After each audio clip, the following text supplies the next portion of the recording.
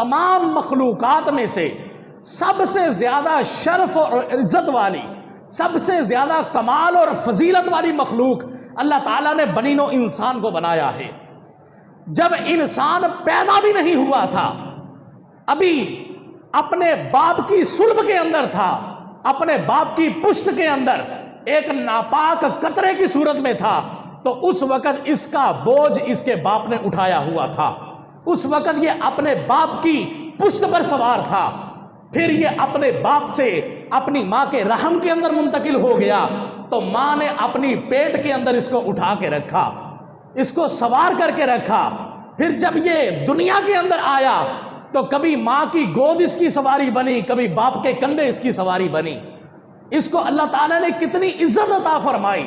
کتنا مرتبہ اور مقام عطا فرمایا کہ اس نے سارا بچپن جو ہے وہ سوار ہو کے گزارا۔ پھر جب جوان ہوا تو اللہ نے اس کی سواری کے لیے مختلف چیزوں کو پیدا کر دیا۔ کبھی یہ گھوڑے پر سواری کرتا ہے، کبھی خچر پر سواری کرتا ہے، اور آج کے جدید دور کے اندر کبھی وہ بہترین سے بہترین گاڑی کے اندر بیٹھتا ہے، کبھی بہترین کار کے اندر بیٹھتا ہے، کبھی جہازوں کے اندر سفر کرتا ہے۔ اللہ تعالیٰ نے ہر چیز کو انسان کے لیے مسخر کر دیا، اس کے تابع کر دیا، اور انسان کو ہر چیز کے اوپر سوار کر دیا۔ پھر جب انسان اس دنیا سے جاتا ہے، یہ سارے لوگ اپنے کندھوں پر اٹھا کے اس کو قبر کے اندر چھوڑ کے آتے ہیں، اس کو پھر بھی سوار کر کے رکھتے ہیں، اس کو عزت دیتے ہیں، پروٹوکول دیتے ہیں۔ اللہ نے اس کی اتنی عزت بنائی ہوئی ہے کہ جب یہ میدان محشر کے لیے اپنی قبروں سے اٹھے گا، اللہ اس وقت بھی ذلیل نہیں ہونے دے گا، اس وقت بھی سواریوں کا انتظام پہلے سے کر دیا۔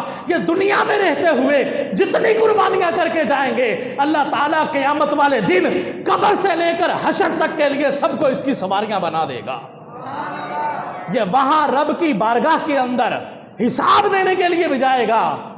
تو عزت کے ساتھ جائے گا، قدر کے ساتھ جائے گا، فضیلت کے ساتھ جائے گا۔ قربان جاؤں انسان تیری عظمت پر، اللہ نے کتنی عظمت عطا فرمائی ہے، کبھی تجھے ذلیل نہیں ہونے دیا۔ یہ زمین پر لاکھوں حشرات یہ رینگتے پھرتے ہیں، کتنے کیڑے مکوڑے ہیں، یہ بھی تو اللہ کی مخلوق ہے، کسی کے پاؤں کے نیچے کچلے جاتے ہیں، زمین پر رینگتے پھرتے ہیں، لیکن اللہ تعالیٰ نے تجھے ہمیشہ عزت دی، تجھے سوار کر کے رکھا، اور ہمیشہ سوار کی عزت ہوتی ہے۔ تجھے اللہ تعالیٰ نے عزتوں سے نوازا، اور وہی رب تجھے عزتوں والا رب تجھے عزت والے انسان کو کہہ رہا ہے، یا ایھا الانسان ما غرک بربک الکریم، اے انسان تیرا اتنا کرم کرنے والا رب ہے، تجھے اتنی عزتیں دینے والا رب ہے، اس رب کے بارے میں تجھے کس نے گمراہ کیا ہوا ہے؟ جس نے کبھی تو ابھی ناپاک قطرہ بھی تھا، اس وقت بھی تجھے رینگنے نہیں دیا، اس وقت بھی تجھے سوار کر کے رکھا، تو ماں کے پیٹ کے اندر تھا اس وقت بھی تجھے سوار کر کے رکھا،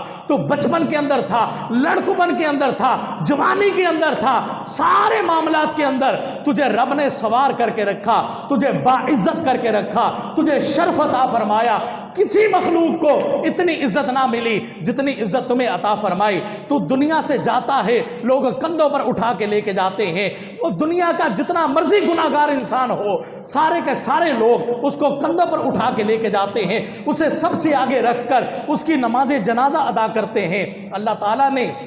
یہ عزت، یہ شرف، یہ مقام اس قدر تمہارا ملحوظ خاطر رکھا ہوا ہے کہ اللہ تعالیٰ نے میدان محشر تک جانے کے لیے بھی تمہارے لیے سواریوں کا اہتمام کیا، اور پھر کہا کہ بندے اب تیرے رب نے تیرا اتنا لحاظ کیا ہے، تو بھی تو اپنے رب کا لحاظ کرنے والا بن جا نا، تو بھی تو اپنے رب کا شرم و لحاظ کرنے والا بن جا، تو بھی تو کہیں پر اس کا لحاظ کر کہ مالک تو نے تو اتنا نواز دیا، میں تو اس قابل نہیں تھا، تو نے اتنا عطا کر دیا، اتنا نواز دیا۔ اب جب نافرمانی کرنے پر بندہ آتا ہے تو ذرا لمحے بھر کے لیے سوچے تو صحیح، جس پروردگار نے اتنی عزتیں دی ہیں، میں اسی کی حکم عدولی کرنا شروع کر دوں، میں اسی کی نافرمانی کرنا شروع کر دوں۔ جب بندہ اس چیز کو سوچے گا تو خود دل کے اندر ہی شرم آنا شروع ہو جائے گی کہ نہیں، مجھے یہ جچتا نہیں ہے، مجھے یہ لائق نہیں ہے کہ جس مالک نے اتنی عزتیں دی ہیں اس مالک کی نافرمانیاں کرنے پر میں اتر آؤں۔ اللہ تعالیٰ نے ہمیں یہ عزتیں، یہ شرف عطا فرمائے ہیں۔